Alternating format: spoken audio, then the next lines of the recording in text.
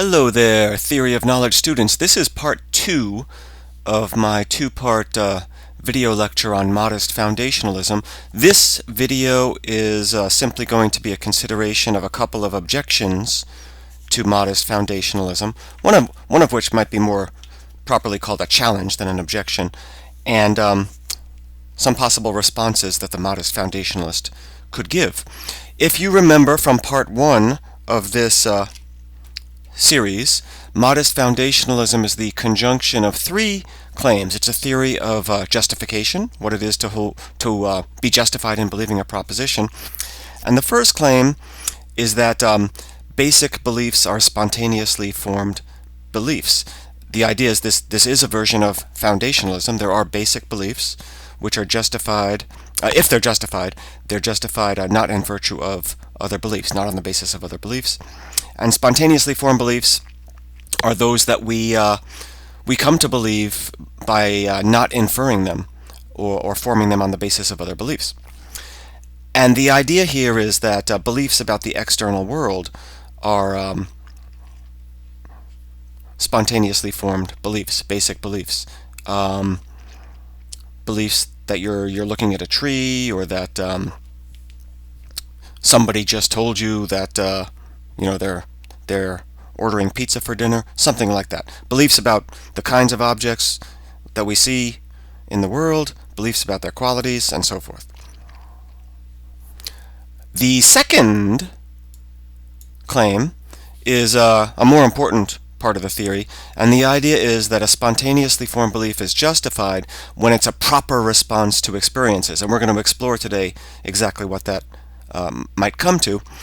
So it's a proper response to experiences or appearances, and it's not defeated by other evidence that you have. And finally, the third claim is a claim about how the foundation justifies the superstructure that rests upon it. The claim is that non-basic beliefs are justified when they're supported by deductive or strong inductive inferences, including the kind of induction that we called enumerative induction, where you believe that the sun will rise tomorrow on the basis of your belief that it has risen in the past, and inference to the best explanation, and so forth. Okay, there's one objection that I'm going to talk about for a while, and this, by the way, is an objection to all forms of foundationalism. It's kind of like a coherentist objection against all forms of foundationalism, modest and Cartesian, and maybe other forms of foundationalism. The basic objection, if it's correct, shows that no beliefs are basic in the sense of not being justified and not justified on the basis of other beliefs. Okay, so the idea is that for any belief about the external world to be justified, the believer must also be justified in believing that it's likely to be true. So the belief in question can't be basic. The kind of core idea here is that justification involves a truth connection. To be justified in holding a belief, you kind of have to have a reason to think it's likely to be true. The claim is not extremely strong, and that there are no false but justified beliefs. But the idea is that justification is a matter of, and it's an indication of the truth indicative.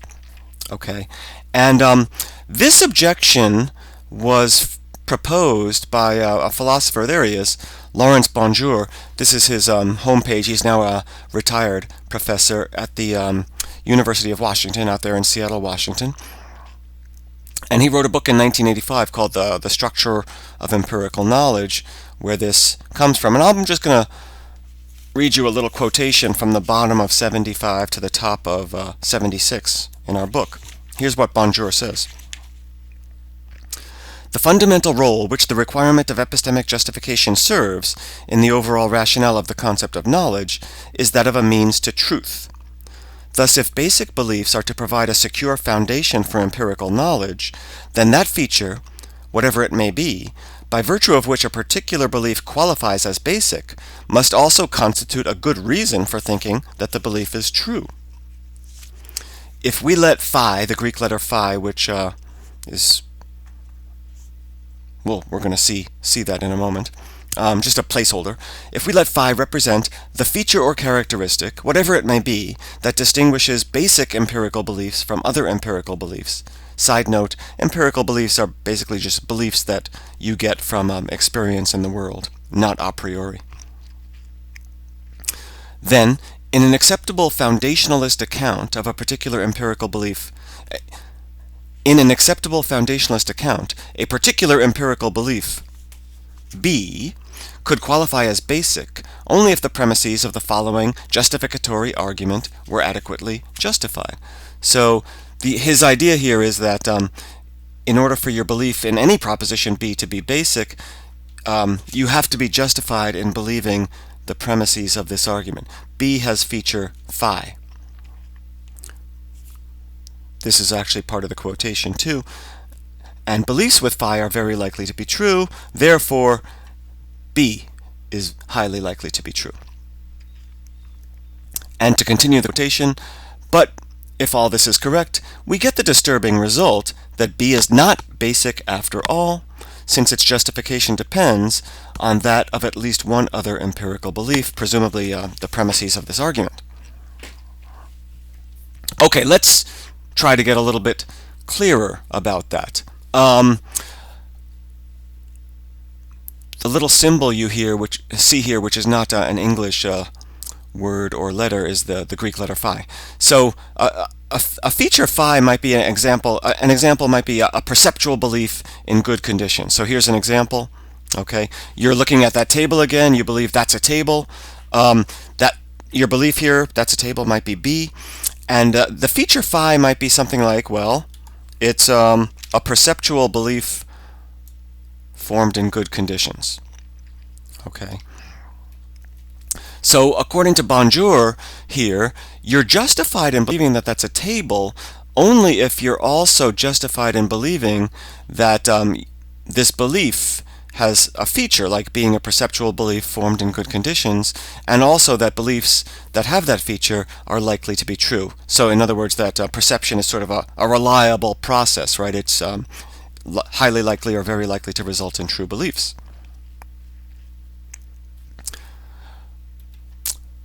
On page 76 of the book, Feldman presents an argument which I'm basically going to present here, called Bonjour's TIF argument. TIF stands for Truth Indicative Feature. Again, the idea is that to be justified in holding any belief, you have to also be justified in believing that it is likely to be true, and that it has a truth indicative feature, phi. So the first premise is that for any proposition P that any person S believes, either S has a TIF argument for P or S doesn't. What's a TIF argument? Well, it's an argument of this sort, right? You have to think that your belief has a certain feature, and that beliefs with that feature are very likely to be true. So you've got a TIF argument for your belief or you don't, and this argument is going to kind of be a dilemma from that. If you do have a TIF argument for P, then your belief in P is supported by that argument and is not a justified basic belief. After all, if it's supported by that argument, then it's not basic, right? It's not such that it's not justified by other beliefs. But if you don't have a TIF argument for your belief, then your belief in P is not justified, and thus is not a justified basic belief. The idea here is, if you don't have a TIF argument for your belief, then you have no good reason to think that it's true, and hence you're not justified in believing it. I'm explaining the premises. And therefore, your belief in P is not a justified basic belief. So I hope the structure of this argument is pretty clear. It is at least a valid argument. If you have a TIF argument for P, then it's not a justified basic belief because it's not basic. If you don't, then your belief is not a justified basic belief because it's not justified. right? So if you have a TIF argument, then your belief might be justified, but it's not basic. If you don't have a TIF argument, then your belief might be basic, but it's not justified. So the main conclusion follows in either case that your belief in P is not a justified basic belief, and hence that there are no, because this could be any proposition that you believe, there simply are no justified basic beliefs. Foundationalism in general is false. If this argument is sound, then modest foundationalism and any version of foundationalism crumbles. It's not a correct view about epistemic justification. Is this, however, a sound argument?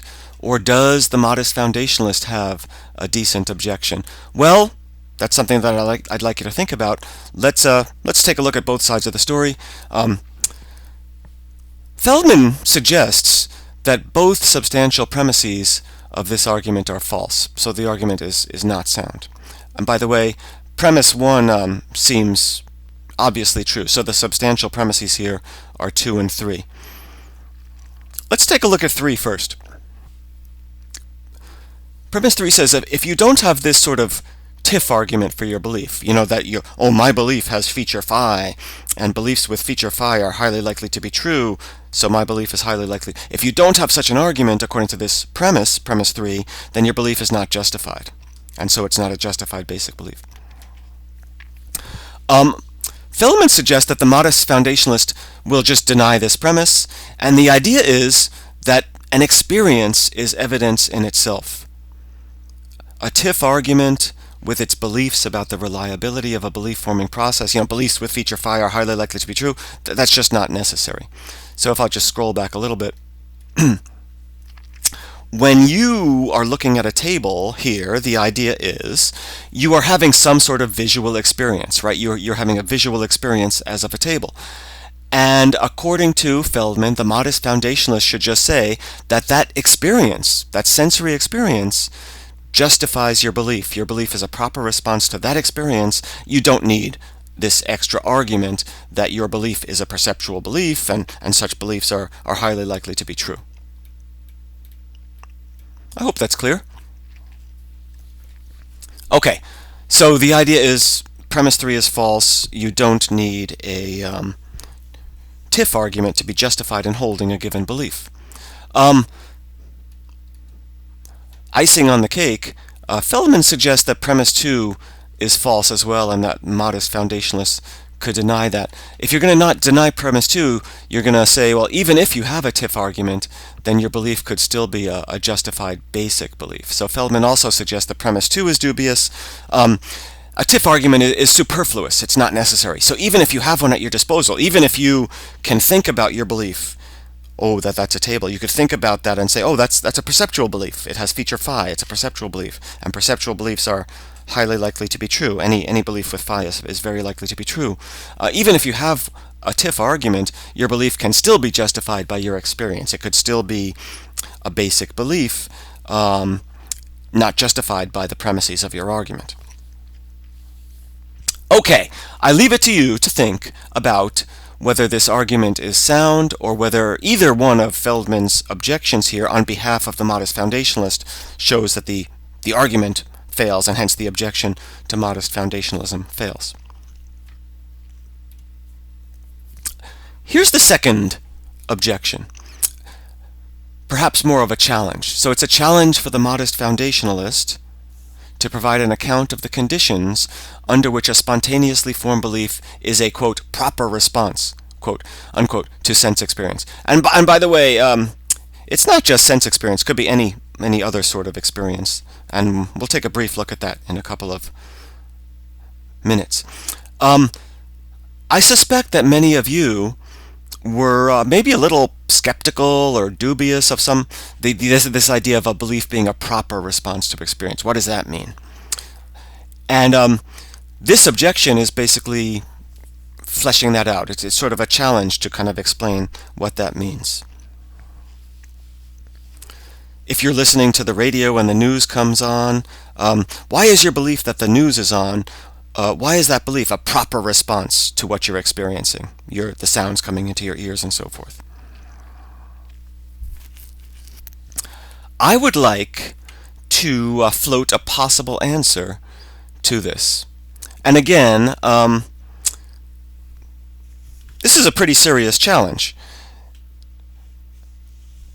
And I think there is work to be done here, but I'd kind of like to suggest that it's sort of an interesting research project open to the Modest Foundationalist to kind of flesh out a response to this question: what is a proper response? So here's an answer that, seems to me to be promising anyway. So there's a type of mental state, seeming to be true, that is distinct from belief. But it's like belief in that it's a propositional attitude. So, when you believe something, what you believe is a proposition, right? But there's a lot of other relations to a proposition that you could have, a lot of other attitudes that are not belief. You could doubt a proposition, right? If you doubt something, there's a proposition that you're doubting, but it's not belief, right? It's doubt. I would like you to consider the proposition that Buckingham Palace is full of pickles. Okay? You just had a propositional attitude. You considered that proposition, or you entertained it, but you didn't believe it, right? Okay? Well, the idea here is there's this seeming. It seems to you that P is a propositional attitude. It's not belief, but it's an attitude towards a proposition, like doubting or entertaining or considering. If it seems to S that P, according to this answer, then S is justified in believing P, or at least has some justification for believing P, as long as this belief is not defeated by other evidence that S has. Remember that illusion. Oh, okay. I'll go to that illusion. Remember this illusion. It does seem to me that the bottom line is longer, but I don't believe it because I know that this is an optical illusion, right? So seeming is different from belief. I suspect this is the same with you. It seems to you that the bottom line is longer. A certain proposition seems to be the case to you, but you don't believe it because you know that this is an optical illusion. So this kind of motivates that there is this sort of mental state called seeming, and it's different from belief, but it's similar in certain ways because propositions seem true to us, but that doesn't mean that we necessarily believe them. I'm not going to spend too much time on this, but some of you, if very soon I'm going to give you a second essay assignment if you're in my class, and you don't have to pick this topic, but if you want to defend or explore modest foundationalism, this great article in the Internet Encyclopedia of Philosophy might be very interesting and useful.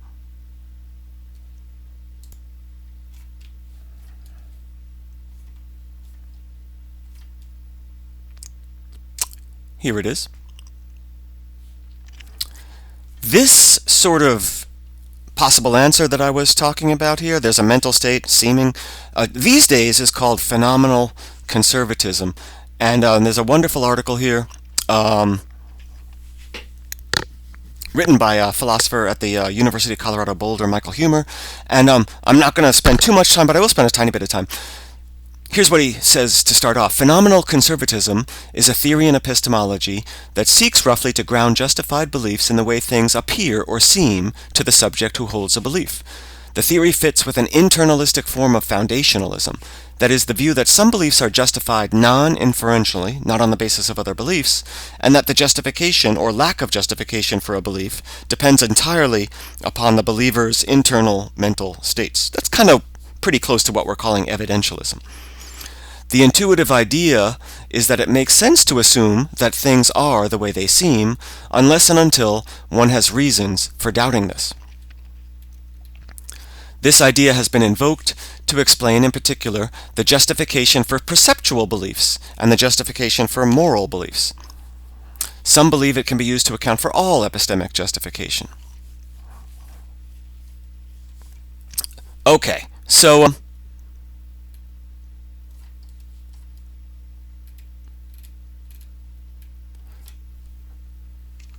Huemer here kind of states phenomenal conservatism in the following way. If it seems to S that P, If it seems to you that P is true, then in the absence of defeaters, S thereby has at least some justification for believing that P. If it seems to you that that bottom line is longer, then in the absence of defeaters, you have at least some justification for believing that it's longer. However, if you know that it's an illusion, you have defeating evidence, right? You do have defeaters, so this principle doesn't imply that you have at least some justification. This is extremely, extremely similar. It might be a good way of thinking about part 2 of Modest Foundationalism, the part that we called MF2B. Okay, I'm just going to read another couple sentences, then I'll shut up. The phrase, "it seems to us that P," is commonly understood in a broad sense that includes perceptual, intellectual, memory, and introspective appearances. So these are the kinds of experiences that Modest Foundationalism is talking about, and they don't necessarily have to be sense experiences. They could be intellectual experiences, memories, and so forth. For instance, as I look at the squirrel sitting outside the window now, it seems to me that there's a squirrel there. This is an example of a perceptual experience, a visual appearance. When I think about the proposition that no completely blue object is simultaneously red, it seems to me that this proposition is true. It's an intellectual appearance. More specifically, an intuition. When I think about my most recent meal, I seem to remember eating a tomatillo cake. That sounds good. This is a mnemonic or memory appearance. And when I think about my current mental state, it seems to me that I'm slightly thirsty. This is an introspective appearance. So the idea here is that we're justified in believing that things are the way they appear to us, at least to a certain extent, and unless we have defeating evidence, unless we have evidence to the contrary, unless we have evidence that things are not as they appear to be. Okay, so at least this is, by the way, that article had lots of good discussion in support of this, and also discussion of objections and replies and things like this. I'll end with an illustration. On page 77 of the book, Feldman discusses a certain example, and he says, near the bottom, consider also a person who sees a clearly displayed triangular-shaped object. The person is justified in believing that there's a triangular-shaped object there, and a belief in the proposition would be properly based on experience. So, to the person who sees a three-sided object, it seems that the object is three-sided. So if you're looking at a triangle, it seems to you that you're looking at a three-sided figure. And so you're justified in believing that it's three-sided. To return to page 77, contrast this with a person who sees a clearly displayed 44-sided object directly in front of him. The proposition that there's a 44-sided object would not be justified for him, and a belief in that proposition would not be properly based in experience. But what is the difference between these cases? Well, I'm sort of suggesting that there is a kind of difference with respect to seemings. It kind of makes sense that to the person who sees a 44-sided object, it doesn't seem that the object is 44-sided. You know, our perceptual capabilities are not that fine-grained. We don't have the ability to have it seem to be such to us that an object is 44. So it's just too many sides. When we look at we might count and count and count, but then we're talking about more than just appearances. So the idea here would be that a person who sees a three-sided object is justified in believing that it's a three-sided object because that's a proper response to experience, because it's the experience here is sort of the seeming to be three-sided. But to the person who sees a 44-sided object, there is no appearance that there's a 44-sided object. It doesn't seem to them that there's and so believing that it's a 44-sided object would not be a proper response because it doesn't seem to them to have that number of sides as opposed to 43 or 45. So anyway, that's at least part of a answer to this second challenging question to modest foundationalism. And I'd like you to think about the dialectic here and whether you think that the modest foundationalist has good replies to either of these two objections.